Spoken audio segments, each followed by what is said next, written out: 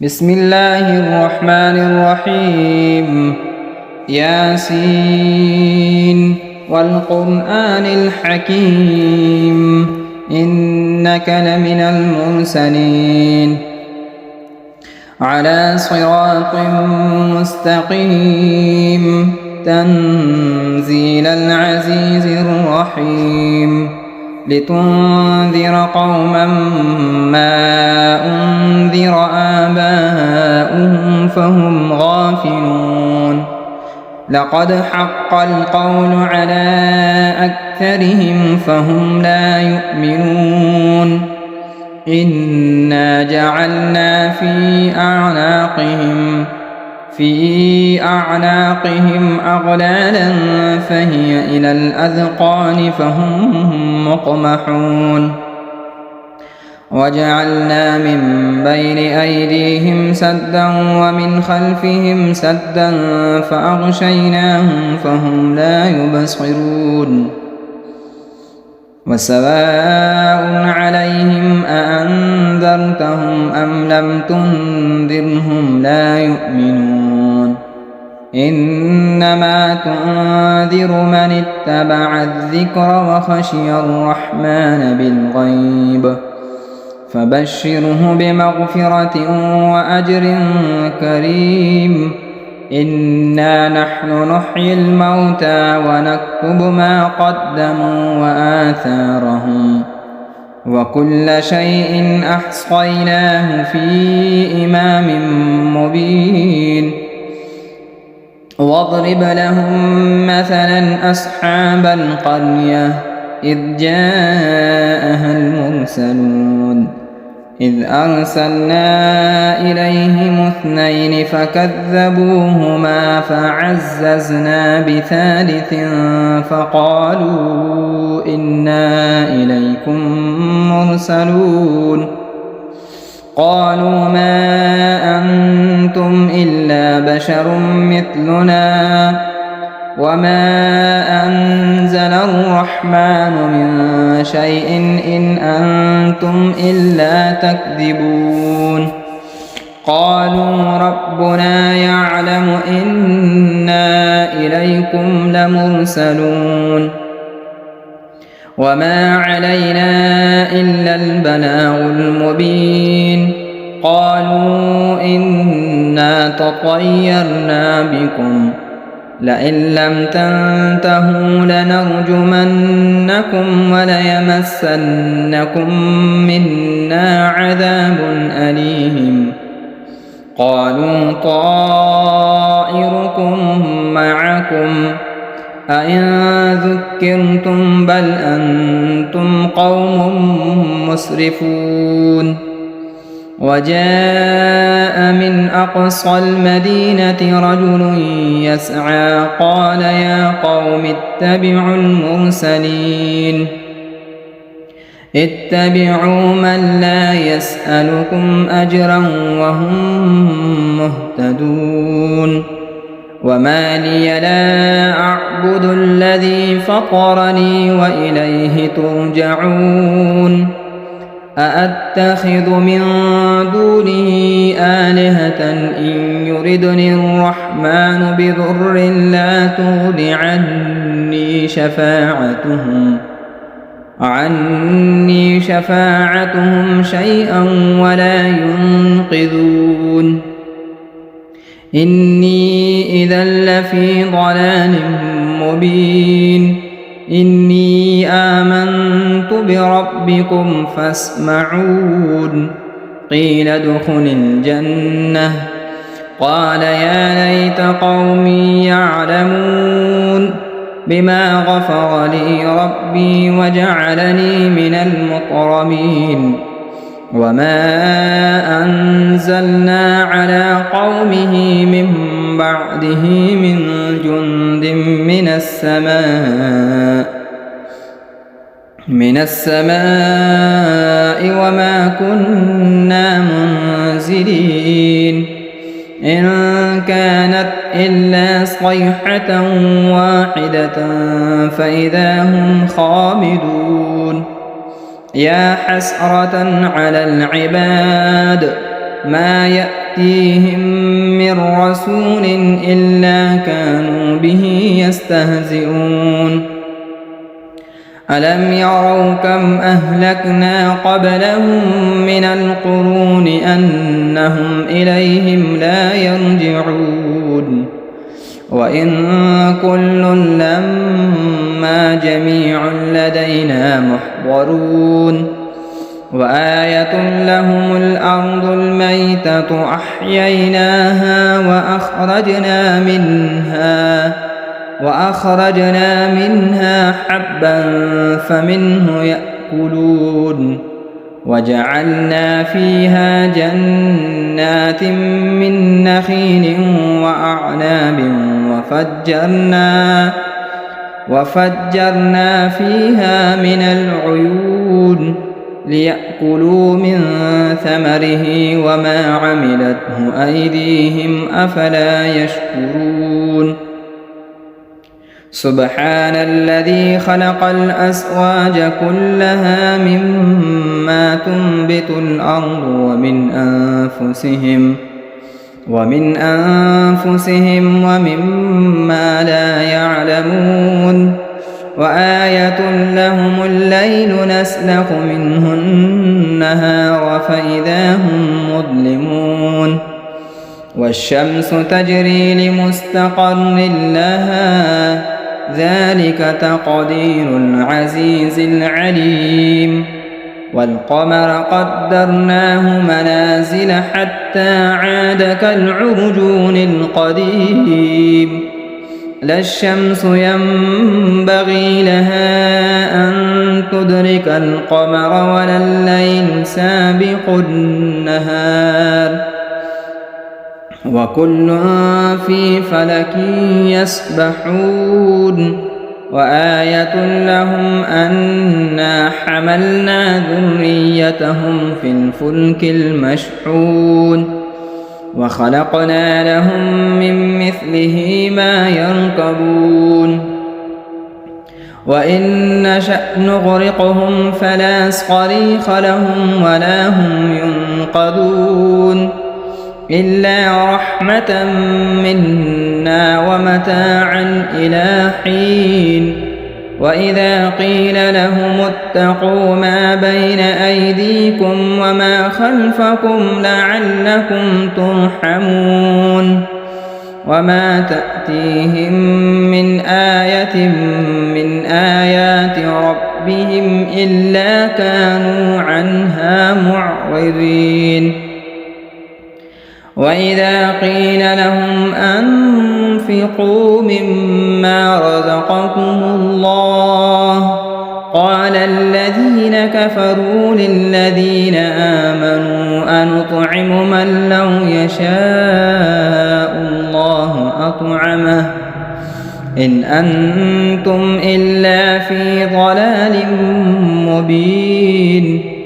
ويقولون متى هذا الوعد إن كنتم صادقين ما ينظرون إلا صيحة واحدة تأخذهم وهم يخصمون فلا يستطيعون توصية ولا إلى أهلهم يرجعون ونفخ في الصور فإذا هم من الأجداث إلى ربهم ينسلون قالوا يا ويلنا من بعثنا من مرقدنا هذا ما وعد الرحمن وصدق المرسلون إن كانت إلا صيحة واحدة فإذا هم جميع لدينا محضرون فاليوم لا تظلم نفس شيئا ولا تجزون إلا ما كنتم تعملون إن أصحاب الجنة اليوم في شغل فاكهون هم وأزواجهم في ظلال على الأرائك متكئون لهم فيها فاكهة ولهم ما يدعون سلام قولا من رب رحيم وامتازوا اليوم أيها المجرمون ألم أعهد إليكم يا بني آدم ألا تعبدوا الشيطان إنه لكم عدو مبين وأن اعبدوني هذا صراط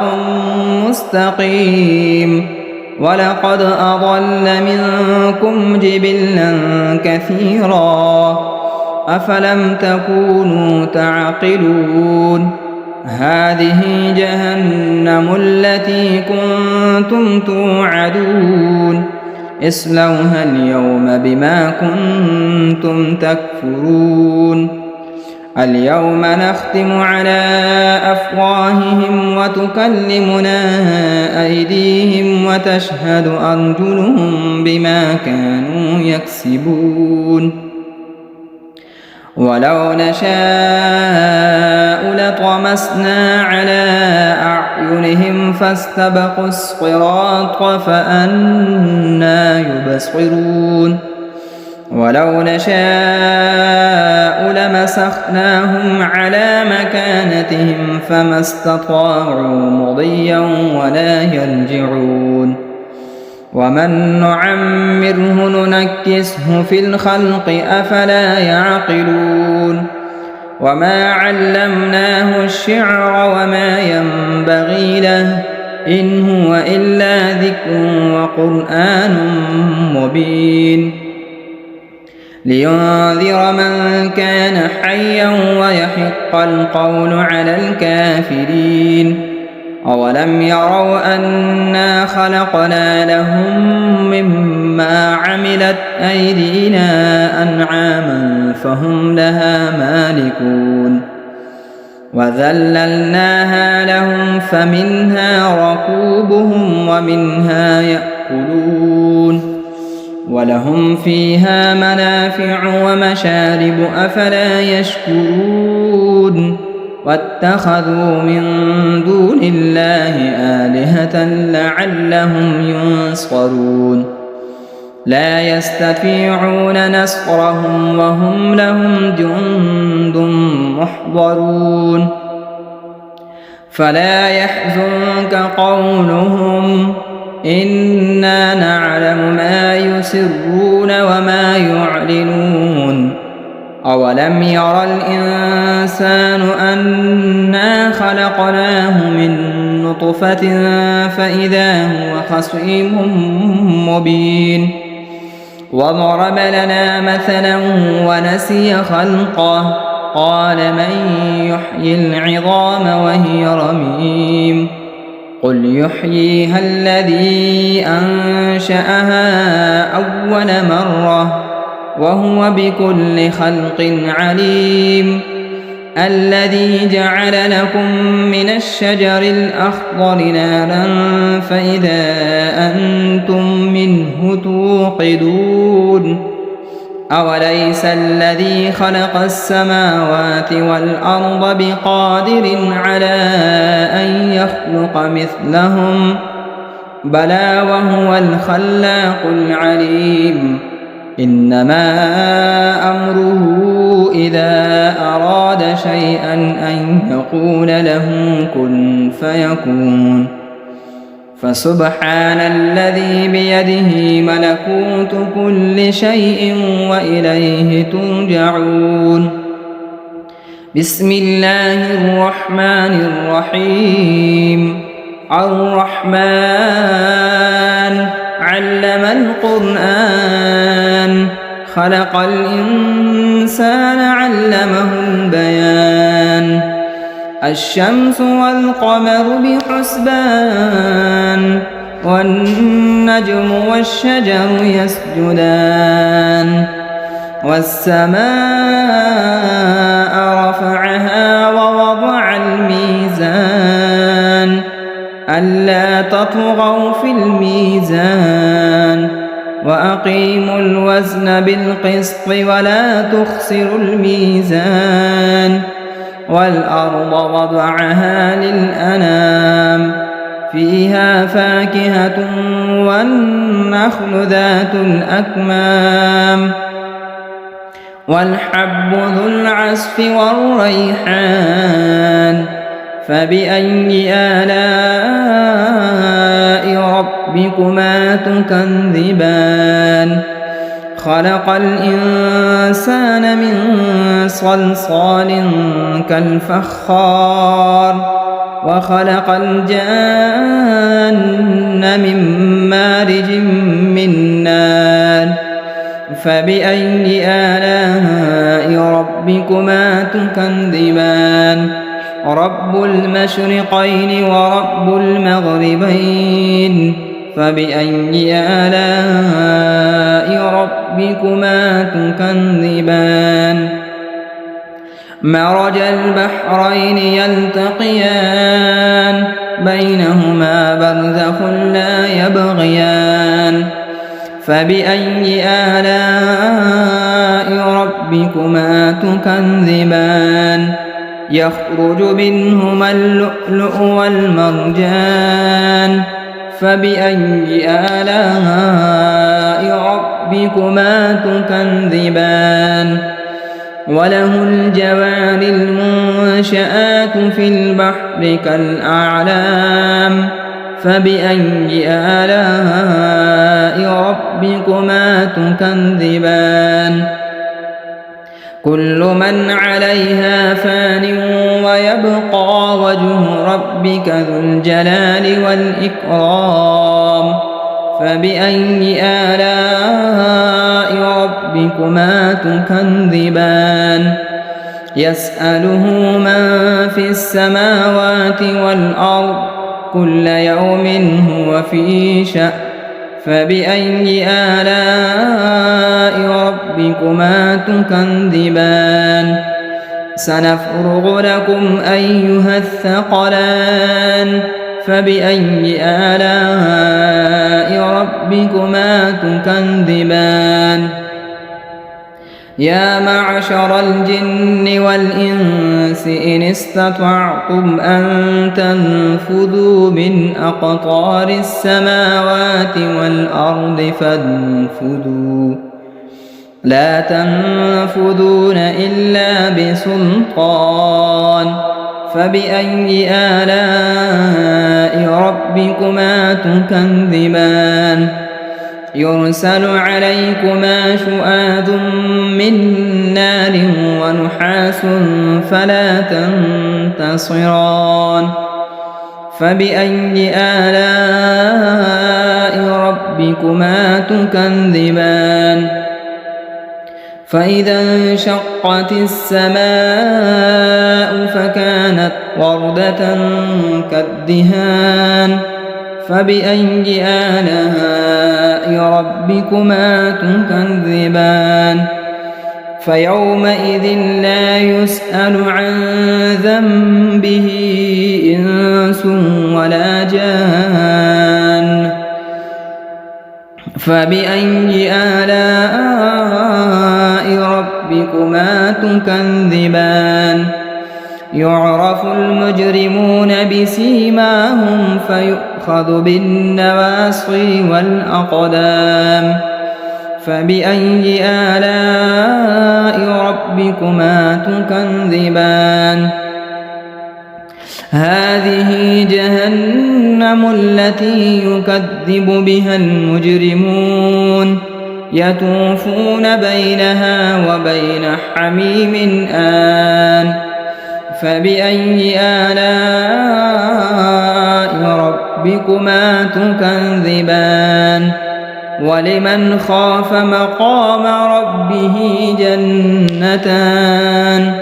فبأي آلاء ربكما تكذبان ذواتا أفنان فبأي آلاء ربكما تكذبان فيهما عينان تجريان فبأي آلاء ربكما تكذبان فيهما من كل فاكهة زوجان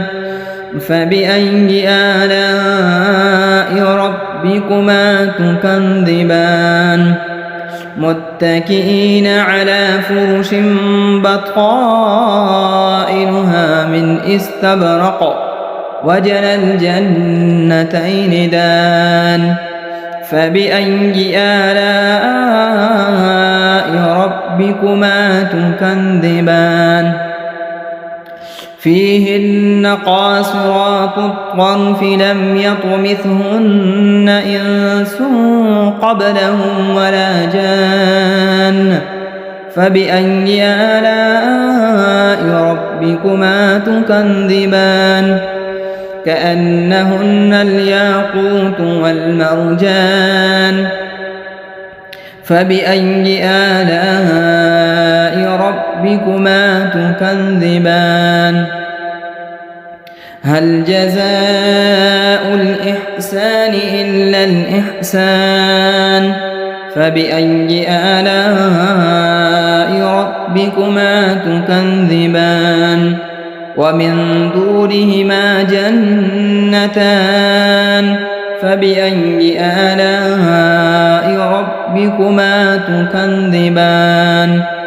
مدهامتان فبأي آلاء ربكما تكذبان فيهما عينان نضاختان فبأي آلاء ربكما تكذبان فيهما فاكهة ونخل ورمان فبأي آلاء ربكما تكذبان فيهن خيرات حسان فبأي آلاء ربكما تكذبان حور مقصورات في الخيام فبأي آلاء ربكما تكذبان لم يطمثهن إنس قبلهم ولا جان فبأي آلاء ربكما تكذبان متكئين على رفرف خضر وعبقري حسان فبأي آلاء ربكما تكذبان تبارك اسم ربك ذي الجلال والإكرام بسم الله الرحمن الرحيم إذا وقعت الواقعة ليس لوقعتها كاذبة خافضة رافعة إذا رجت الأرض رجا وبست الجبال بسا فكانت هباء منبثا وكنتم أزواجا ثلاثا فأصحاب الميمنة ما أصحاب الميمنة وأصحاب المشأمة ما أصحاب المشأمة والسابقون السابقون أولئك المقربون في جنات النعيم ثلة من الأولين وقليل من الآخرين على سرر موضونة متكئين عليها متقابلين يطوف عليهم ولدان مخلدون بأكواب وأباريق وكأس من معين لا يصدعون عنها ولا ينزفون وفاكهة مما يتخيرون ولحم طير مما يشتهون وحور عين كأمثال اللؤلؤ المكنون جزاء بما كانوا يعملون لا يسمعون فيها لغوا ولا تأثيما إلا قيلا سلاما سلاما وأصحاب اليمين ما أصحاب اليمين في سدر مخضود وطلح منضود وظل ممدود وماء مسكوب وفاكهة كثيرة لا مقطوعة ولا ممنوعة وفرش مرفوعة إنا أنشأناهن إنشاء فجعلناهن أبكارا عربا أترابا لأصحاب اليمين ثلة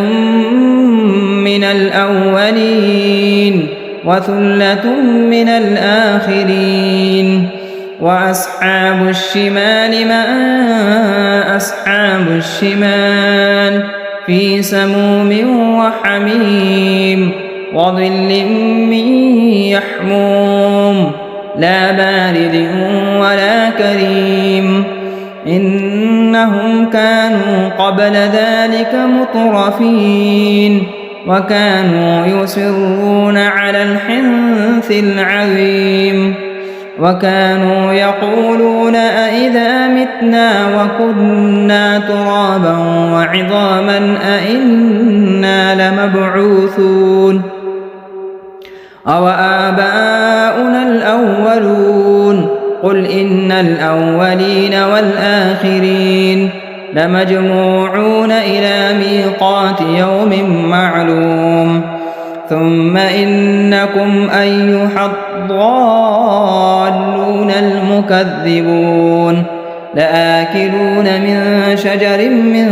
زقوم فمالئون منها البطون فشاربون عليه من الحميم فشاربون شرب الهيم هذا نزلهم يوم الدين نحن خلقناكم فلولا تصدقون أفرأيتم ما تمنون أأنتم تخلقونه أم نحن الخالقون نحن قدرنا بينكم الموت وما نحن بمسبوقين على أن نبدل أمثالكم وننشئكم فيما لا تعلمون ولقد علمتم النشأة الأولى فلولا تذكرون أفرأيتم ما تحرثون أأنتم تزرعونه أم نحن الزارعون لو نشاء لجعلناه حطاما فظلتم تفكهون إنا لمغرمون بل نحن محرومون أفرأيتم الماء الذي تشربون أأنتم أنزلتموه من المزن أم نحن المنزلون لو نشاء جعلناه أجاجا فلولا تشكرون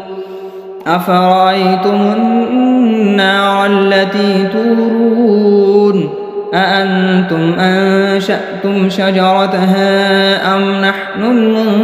المنشئون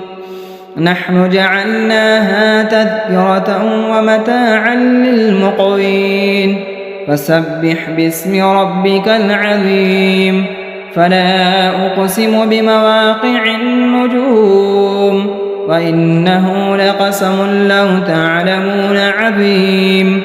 إنه لقرآن كريم في كتاب مكنون لا يمسه إلا المطهرون تنزيل من رب العالمين أفبهذا الحديث أنتم مدهنون وتجعلون رزقكم أنكم تكذبون فلولا إذا بلغت الحلقوم وأنتم حينئذ تنظرون ونحن أقرب إليه منكم ولكن لا تبصرون فلولا إن كنتم غير مدينين ترجعونها إن كنتم صادقين فأما إن كان من المقربين فروح وريحان وجنة نعيم وأما إن كان من أصحاب اليمين فسلام لك من أصحاب اليمين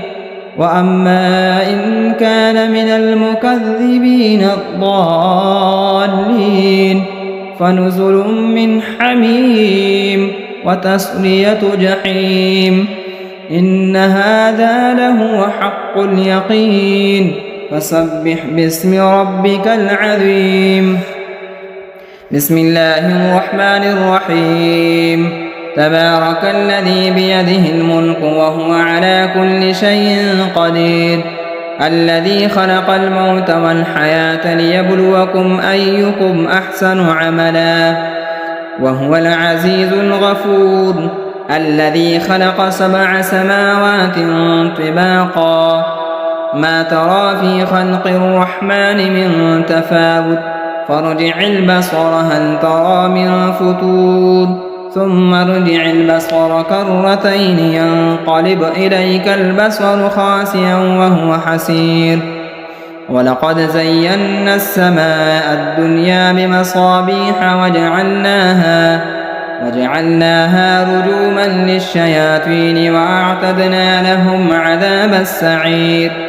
وللذين كفروا بربهم عذاب جهنم وبئس المصير إذا ألقوا فيها سمعوا لها شهيقا وهي تفور تكاد تميز من الغيظ كلما ألقي فيها فوج سألهم خزنتها ألم يأتكم نذير قالوا بلى قد جاءنا نذير فكذبنا وقلنا ما نزل الله من شيء إن أنتم إلا في ضلال كبير وقالوا لو كنا نسمع أو نعقل ما كنا في أصحاب السعير فاعترفوا بذنبهم فسحقا لأصحاب السعير إن الذين يخشون ربهم بالغيب لهم مغفرة وأجر كبير وأسروا قولكم أو اجهروا به إنه عليم بذات الصدور ألا يعلم من خلق وهو اللطيف الخبير هو الذي جعل لكم الأرض ذلولا فامشوا في مناكبها وكلوا من رزقه وإليه النشور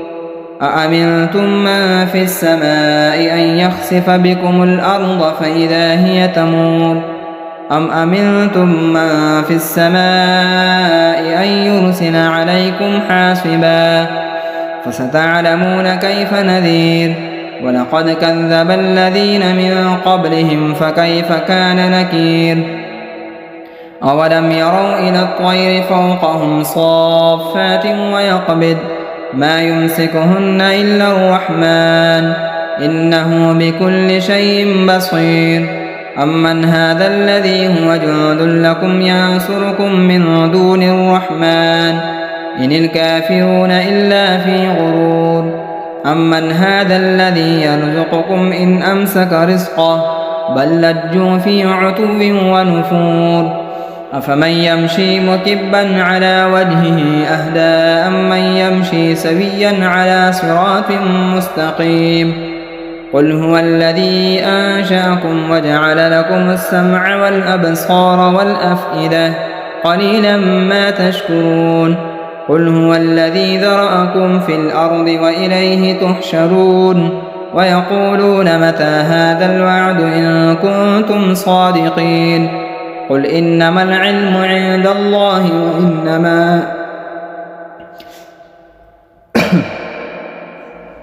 وإنما أنا نذير مبين فلما رأوه زلفة سيئت وجوه الذين كفروا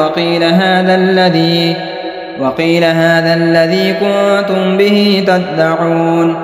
قل أرأيتم إن أهلكني الله ومن معي أو رحمنا فمن يجير الكافرين من عذاب أليم